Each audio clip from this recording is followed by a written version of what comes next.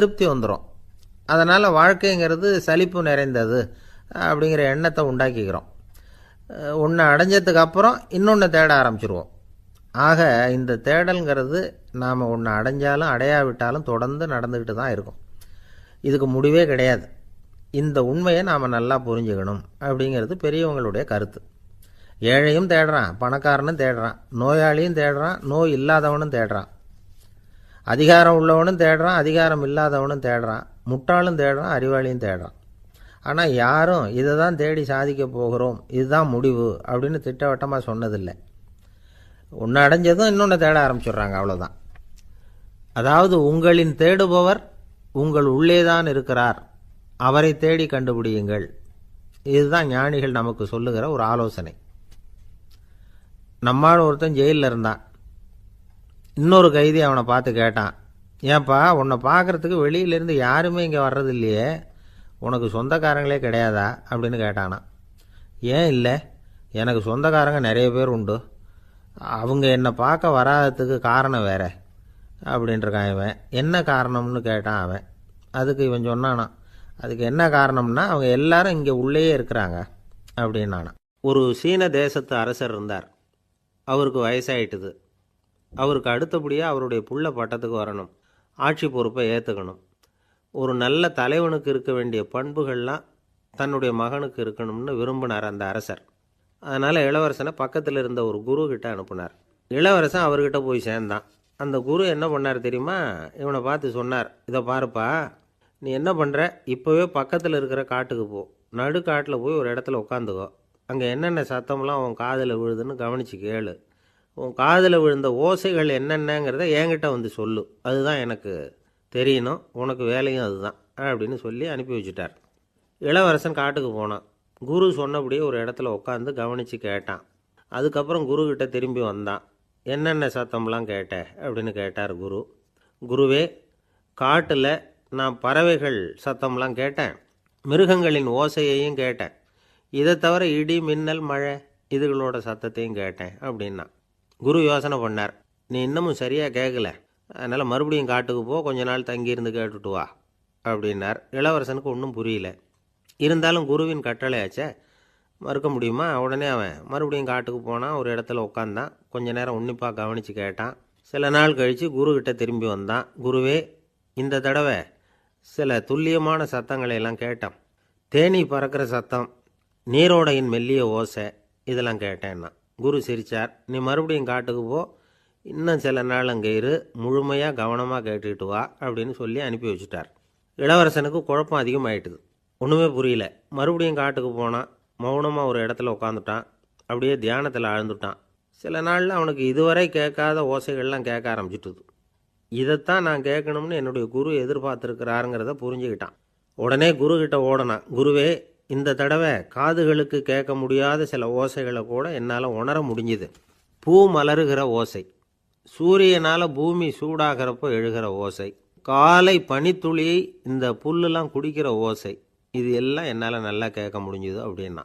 குருவுக்கு இப்போ தான் திருப்தி ஏற்பட்டு தான். இளவரசனை பார்த்து சொன்னார், இதை பாருப்பா, இப்போ தான் நாட்டை ஆளுகிற தகுதி உனக்கு வந்திருக்குது அப்படின்னு சொல்லி அதுக்கு விளக்கமும் கொடுத்தாராம்.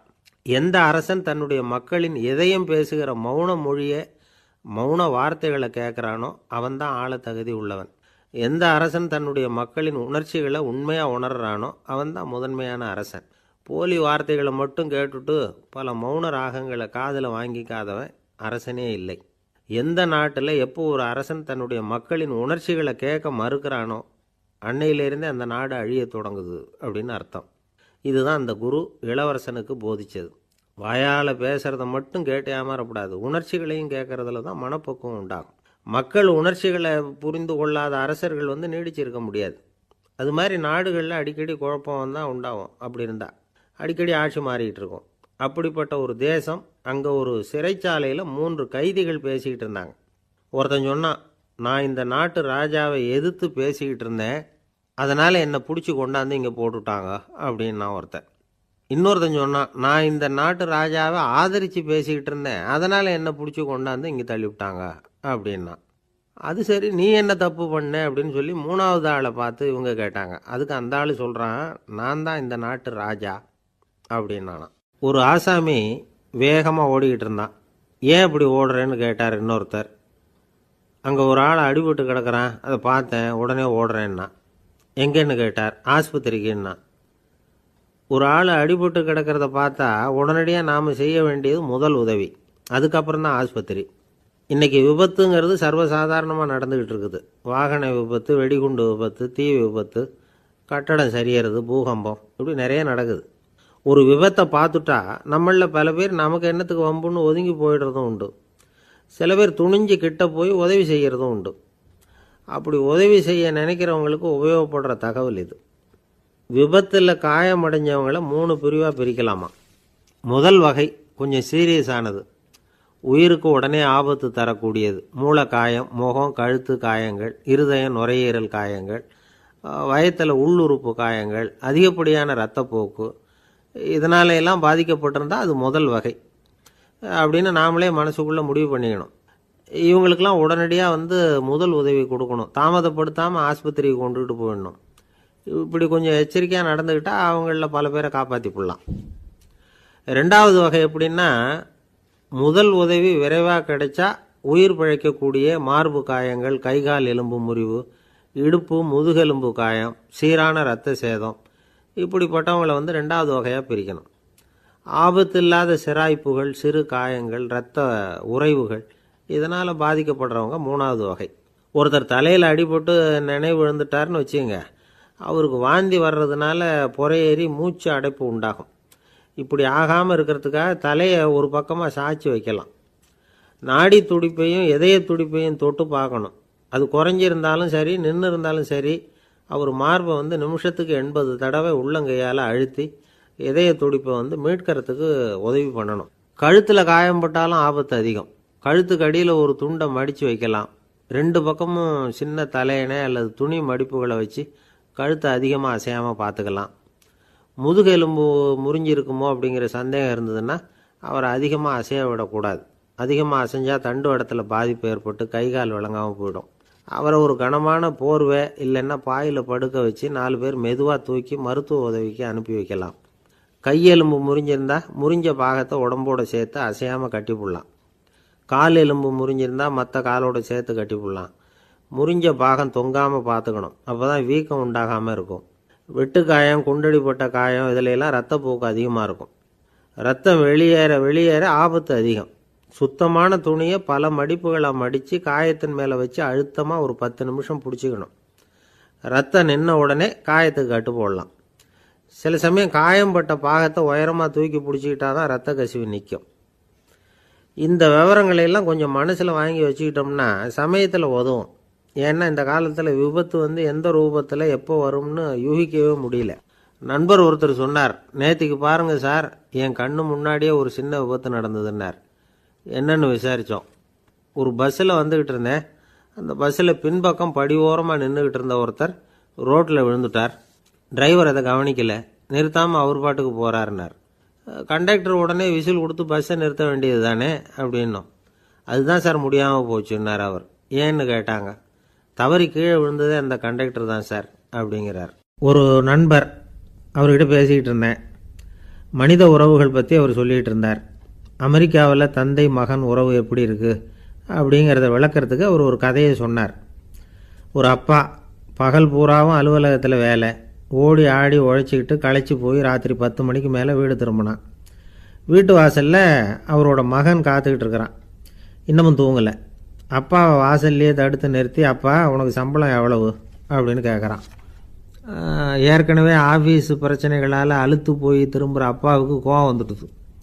என்னடா இப்படிலாம் கேளுன்னு உங்கள் அம்மா உனக்கு சொல்லி கொடுத்தாளா அப்படின்னு சொல்லிவிட்டு உள்ளே போய் சட்டையை கட்டி மாட்டிவிட்டு குளிச்சுவிட்டு மறுபடியும் வெளியில் உடையை மாற்றுகிற சமயம் அப்போ மறுபடியும் மகன் உள்ளே நிற்கிறான் அவர் முன்னாடியே. அப்பா உனக்கு எவ்வளவு சம்பளங்கிறான் மறுபடியும். அப்பாவுக்கு எரிச்சல் அதிகமாகிட்டுது. மணிக்கு $20 போதுமா அப்படின்னார். அப்படின்னா எனக்கு ஒரு $10 தர முடியுமான்னா மகன். இதுக்கு தான் என் சம்பளம் எவ்வளவுன்னு கேட்டியா? 2ஆம் வகுப்பு படிக்கிற உனக்கு எதுக்குடா $10 அப்படின்னு கத்திவிட்டு தொலைக்காட்சி பெட்டியின் முன்னாடி போய் உட்காந்துக்கிட்டு ஏதோ நிகழ்ச்சியை பார்க்க ஆரம்பிச்சிட்டார். கொஞ்ச நேரம் கழித்து மறுபடியும் மகன் நிற்கிறான். அப்பா ப்ளீஸ் எனக்கு ஒரு $10 கொடுக்க முடியுமா மகனுடைய கண்களில் கண்ணீர். என்னடா அவன் கண்ணீரை காட்டி காரியம் சாதிக்கலாம்னு பார்க்குறியா, ஒரு காசு கூட கொடுக்க மாட்டான் போ அப்படின்னு விரட்டி விட்டான். மகன் கண்ணீரை தொடச்சிக்கிட்டே கண்ணை தொடச்சிக்கிட்டு பேசாமல் போய் படுத்துக்கிட்டானான். கொஞ்ச நேரம் ஆச்சு. அப்பாவோட கோபம் கொஞ்சம் கொஞ்சமாக குறைஞ்சிது. பிள்ளைகிட்ட கோபமாக கத்துனது தப்பு தாங்கிறது புரிஞ்சுது அவனுக்கு. எழுந்திரிச்சு போனான், படுக்கை இறக்கி போனான். மகனை பார்த்தான். அவன் தலையணையை கட்டி பிடிச்சிக்கிட்டு அழுதுகிட்டு இருக்கிறான். அவனை மெல்ல நெருங்கி அவங்ககிட்ட எதமாக பேசுகிறதுக்கு ஆரம்பித்தானான். எதுக்குடா உனக்கு $10 பள்ளிக்கூடத்தில் கேட்டாங்களா அப்படின்னு கேட்டானான். மகன் சொல்லியிருக்கான், இல்லை டாடி, உனக்கு 1 மணி நேரம் சம்பளம் $20ன்னு சொன்னேன். நீ ஏற்கனவே எனக்கு கொடுத்த பாக்கெட் மணி $10 என்கிட்ட இருக்குது. இப்போ நீ இன்னொரு $10 கொடுத்தீங்கன்னா அதையும் சேர்த்து $20 ஆகிடும். அந்த $20 நான் உனக்கு கொடுத்துருவேன். அப்படி கொடுத்தா நீ என் கூட 1 மணி நேரம் செலவழிப்ப இல்லையா, அதுக்காக தான் $10 கேட்டேன் அப்படின்னு சொன்னானான். அந்த அப்பா கண்ணு கலங்கி போச்சான். ஆதரவோடு தன்னுடைய மகனை கட்டி பிடிச்சி அழ ஆரம்பிச்சிட்டாராம். இதுதான் நண்பர் சொன்ன கதை. அமெரிக்கா மட்டும் இல்லை, உலகம் பூராவும் இன்றைக்கி மனித உறவுகள் இப்படி தான் மாறிக்கிட்டு இருக்கு. பெரியவர்கள் அறிவுரை என்ன தெரியுமா? உங்கள் குழந்தைகளிடமிருந்து குழந்தை பருவத்தை பிரித்து விடாதீர்கள் அப்படிங்கிறது தான். அதாவது இன்றைய குழந்தைகள் தங்கள் பிருந்தாவனத்தை இழந்து விடுகிறார்கள் அப்படிங்கிறது அவங்களுடைய கருத்து. இந்த நிலைக்கு நாம் காரணமாக இருந்துடக்கூடாது. குழந்தைகளோட விளையாடுவோம், குடும்பத்தோடு உறவாடுவோம் அப்படிங்கிறது தான் நம்முடைய நோக்கமாக இருக்கணும்.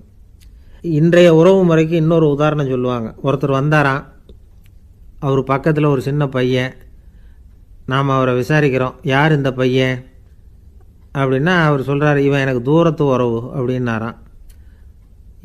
இந்த தூரத்து உறவுன்னா எப்படின்னு இருக்கான். இதுக்கு அவன் சொல்லியிருக்கிறான், இவன் எங்கள் அப்பாவுக்கு 8வது புள்ள அப்படின்னானான். ஒரு ஊரில் ஒரு பெரிய ஞானி இருந்தார். அவர் படுக்கையில் இருந்தார். இன்னும் கொஞ்ச நேரம்தான் அவர் இந்த உலகத்தில் இருக்க போகிறார். அவரை சுற்றி ஏகப்பட்ட கூட்டம். ஏற்கனவே அவருடைய உபதேசங்களை கேட்டவங்க பல பேர் அவரை சுற்றி நிற்கிறாங்க. அந்த ஞானி மெதுவாக கண்ணை திறந்து பார்க்குறார். எல்லாரும் அவருடைய கடைசி வார்த்தையை கேட்கறதுக்காக அவளோட காத்துக்கிட்டு இருக்கிறாங்க. அந்த ஞானி மெதுவாக பேச ஆரம்பித்தார். நான் என்னுடைய வாழ்நாள் பூராவும் உங்களுக்கு நிறைய போதனைகள் சொல்லிக்கிட்டு இருக்கிறேன். பேரானந்தம், மகிழ்ச்சி, தியானத்தன்மை, இதை பற்றியெல்லாம் சொல்லியிருக்கிறேன். இப்போ நான் வேற ஒரு கரைக்கு போய்கிட்டு இருக்கிறேன். நான் இனிமேல் இந்த கரையில் இருக்க மாட்டேன். நீங்கள் நான் சொன்னதையெல்லாம் கேட்டீங்க, ஆனால் எதையும் நீங்கள் நடைமுறைப்படுத்தி பார்க்கல. எல்லாம் கேட்டதோடு சரி, அதோடு விட்டுவிட்டீங்க. அப்புறம் அதை தள்ளி போட்டுக்கிட்டே வந்துட்டீங்க. மேலும் அதை தள்ளி போடுறதுல எந்த பிரயோஜனமும் கிடையாது. இப்போ நான் போய்கிட்டு இருக்கிறேன், உங்களில் யாராவது என்னோட வர்றதுக்கு தயாரா அப்படின்னு கேட்டார். அவ்வளவுதான். யாரும் வாயை திறக்கலை. ஒரே மௌனம், சத்தமே இல்லை.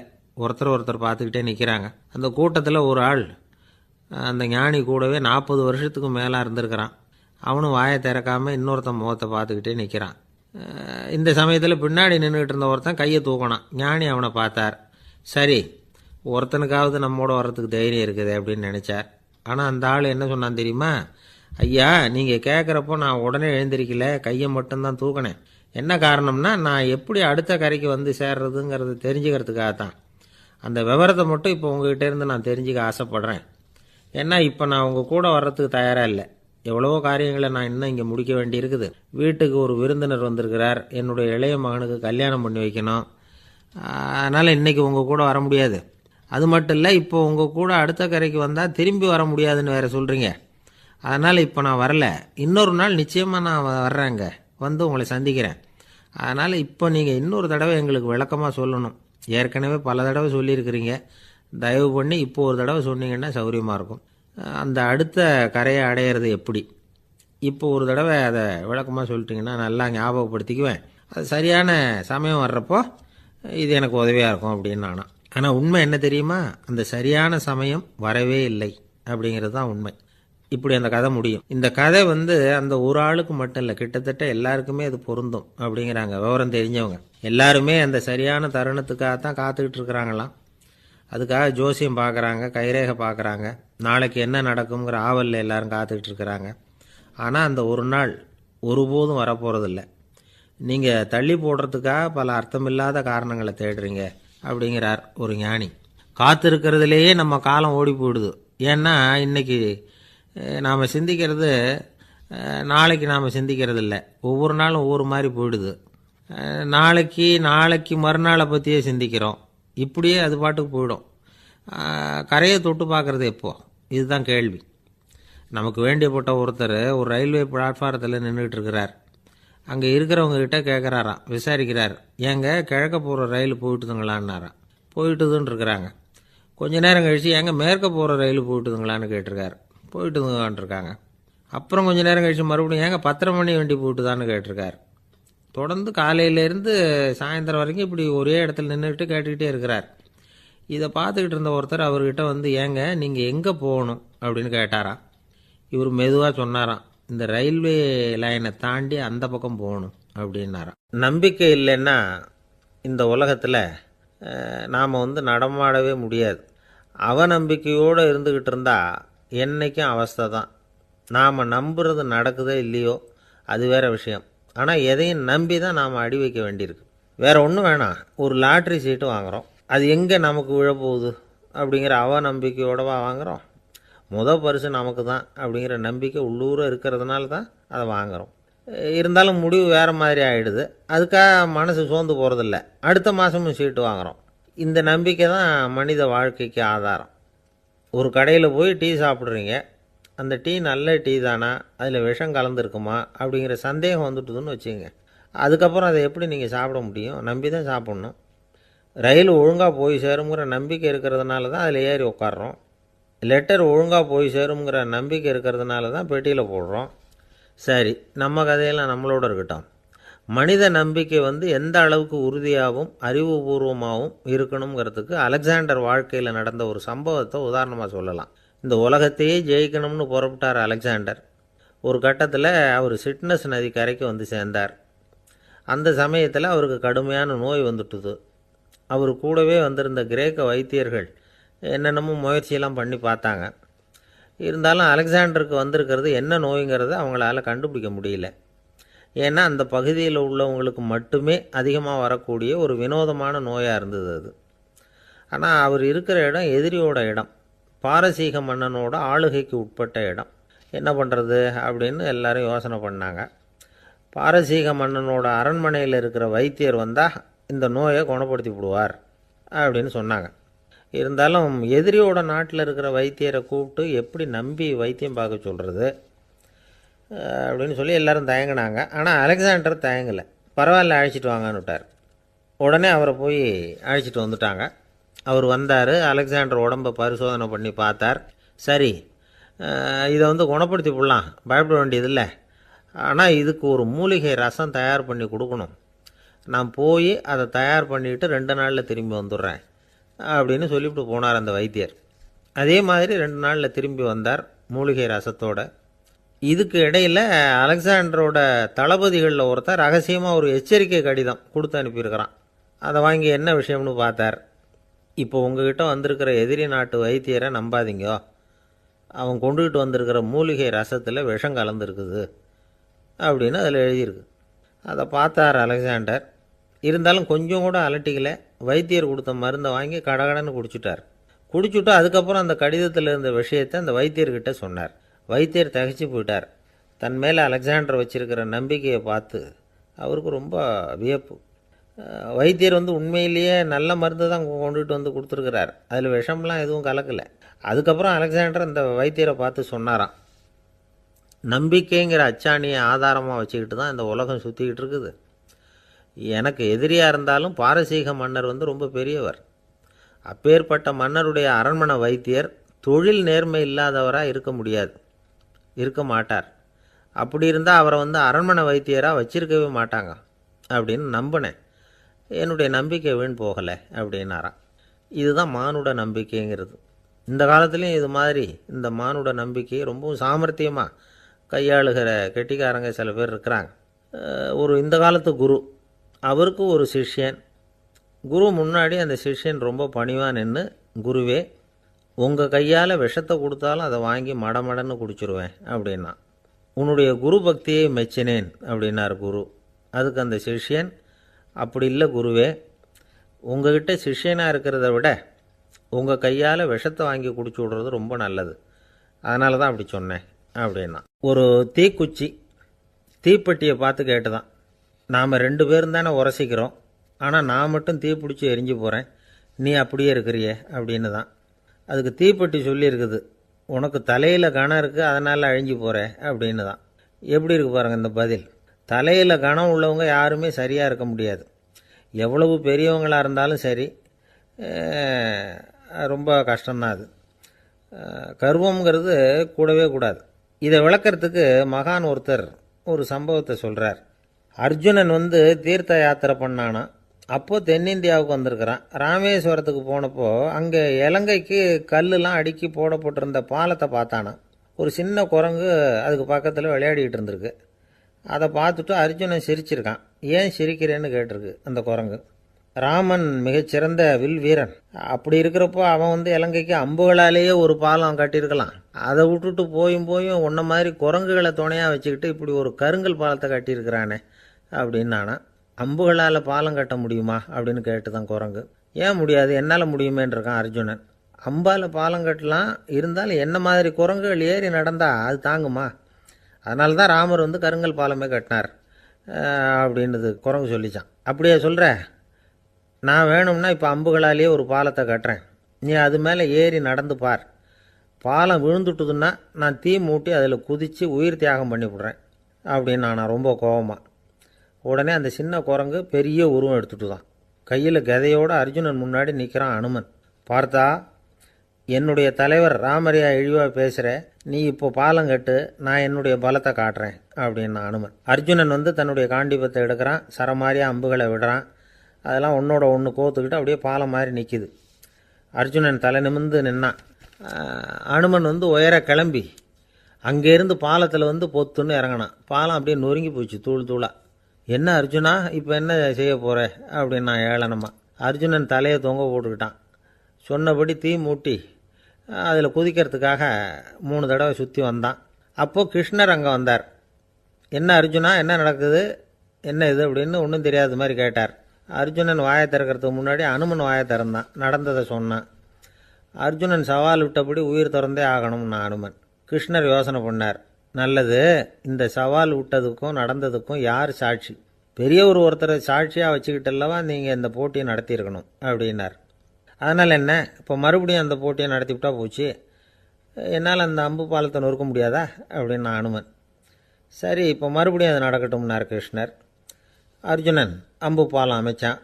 அனுமன் ஏறி குதிச்சான். பாலம் அசைஞ்சு கொடுக்கவே இல்லை, அவ்வளோ உறுதியாக இருக்குது. இப்போ அனுமன் தலையை குனிஞ்சிக்கிட்டான். அர்ஜுனன் நன்றியோடு நிமிர்ந்து பார்த்தான். கிருஷ்ணருடைய தோள்கள்லேயும் முதுகள்லேயும் ரத்தம். என்ன சுவாமி, என்ன நடந்ததுன்னு நான் பதறி போய், உன் அம்பு பாலத்தை நான் தான் முட்டு கொடுத்து தாங்கிக்கிட்டு இருந்தேன். அனுமன் குதித்தப்போ என் மேலே ஏற்பட்ட காயங்கள் இவை. பின்ன உன்னுடைய அம்பு பலத்தினாலேயா பாலம் நின்றுதுன்னு நினைக்கிற அப்படின்னாரான். முதல்ல அர்ஜுனன் அப்புறம் அனுமன் 2 பேருக்குமே கர்வ பங்கம் ஆகிட்டு தான். அதாவது அவங்கக்கிட்ட இருந்த கர்வம் போயிட்டுது. யாராக இருந்தாலும் கர்வம் கூடாதுங்கிறத இதிலேருந்து நாம் புரிஞ்சுக்கணும். இந்த காலத்தில் நாமெல்லாம் எந்த விஷயத்துக்கெல்லாம் கர்வப்பட்டுருக்கோம் தெரியுமா?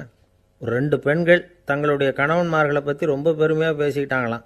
அதில் ஒரு அம்மா சொல்லியிருக்கு, என் வீட்டுக்காரர்கிட்ட எந்த சப்ஜெக்ட் கொடுத்தாலும் சரி அந்த விஷயத்தை பற்றி அழகாக 1 மணி நேரம் பேசுவார் அப்படின்னாங்களாம்.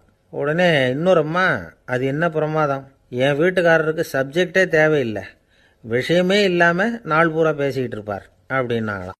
ஒரு காடு, நல்ல மரம்லாம் செழிச்சு இருந்தது. அப்படிப்பட்ட காட்டில் ஒரு சாது இருந்தார்.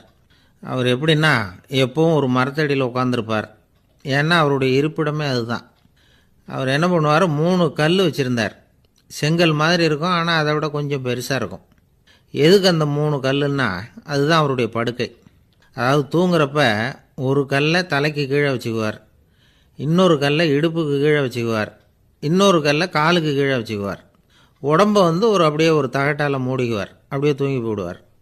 மழை பெய்யுதுன்னு வச்சுங்க, அவர் உடம்பு 3 கல் மேலே இருக்குதா, அதனால் தண்ணி அடியில் ஓடி போடும், உடம்பு நனையாது.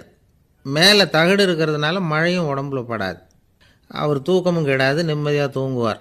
பகலில் அந்த 3 கல்லையும் ஒரு சேர ஒரு அடுப்பு மாதிரி வச்சு அது மேலே உட்காந்துக்குவார். அதனால் பாம்பு பூச்சி எதுவும் அவரை தொந்தரவு பண்ணுறதில்ல, அது பாட்டுக்கு நகர்ந்து போயிடும். அவர் பாட்டுக்கு நிம்மதியாக இருப்பார்.